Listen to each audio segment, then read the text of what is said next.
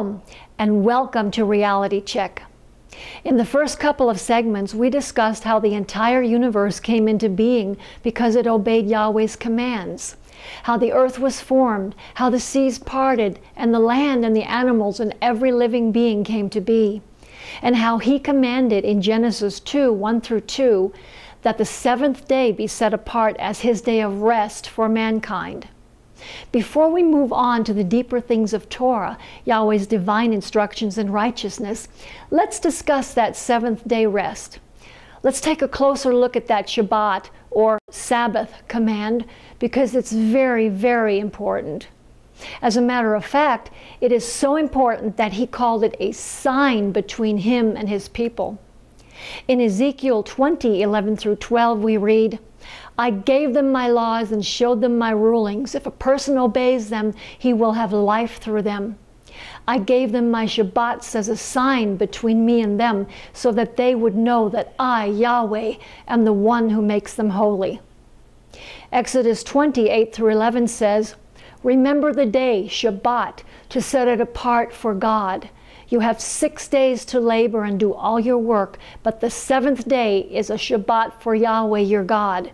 On it, you are not to do any kind of work. Not you, your son or your daughter, not your male or female slave, not your livestock, and not the foreigner staying with you inside the gates to your property. For in 6 days Yahweh made heaven and earth, the sea, and everything in them. But on the seventh day He rested.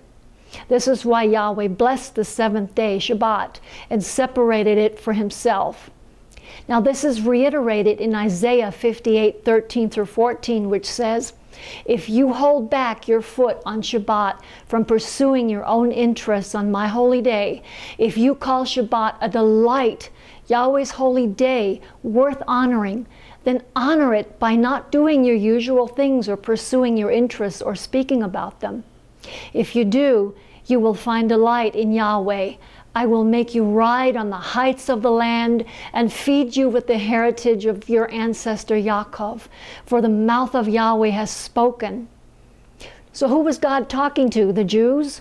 No, there were no Jews until Jacob fathered his son named Yehudah, or Judah, in Genesis 29:35, who ultimately became the tribe of Judah, where the term Jew originated.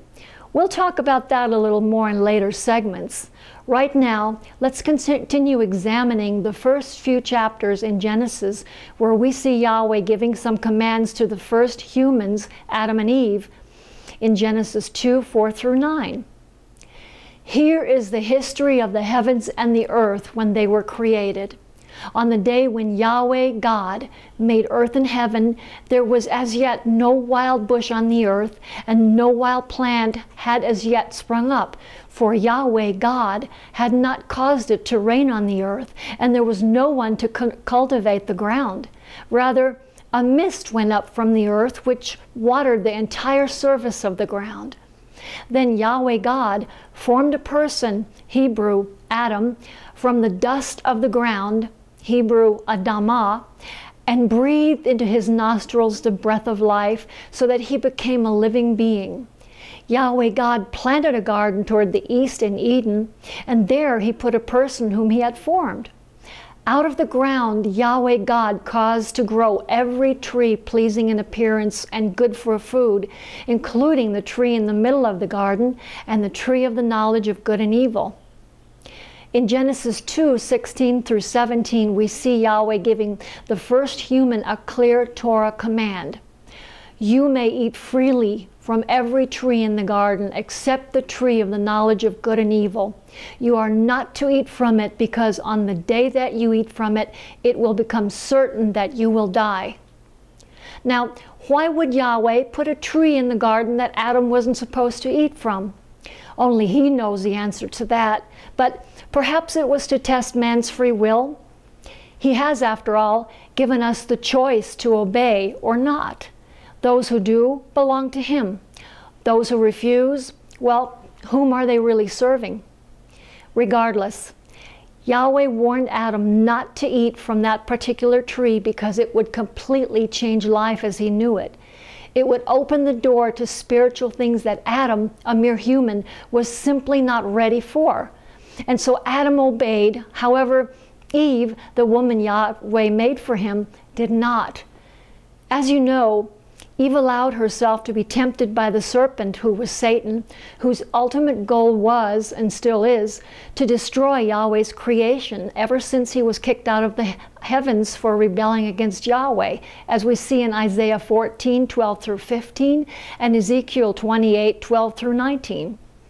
So, because this couple, Adam and Eve, chose to disobey Yahweh, they, in effect, lost their lives.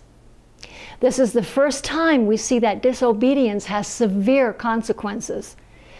Adam and Eve were kicked out of the garden after they had tasted of good and evil, and they consequently lost their right to eat any more from the tree of life, which resulted in the end of their eternal life in utopia.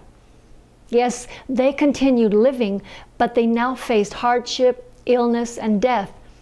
Thanks to Yahweh's grace and mercy, which, contrary to popular belief, has been around since the beginning and didn't just start with Jesus and the New Testament, he ultimately sent us his Son to be our final sin sacrifice, which restored our access to eternal life.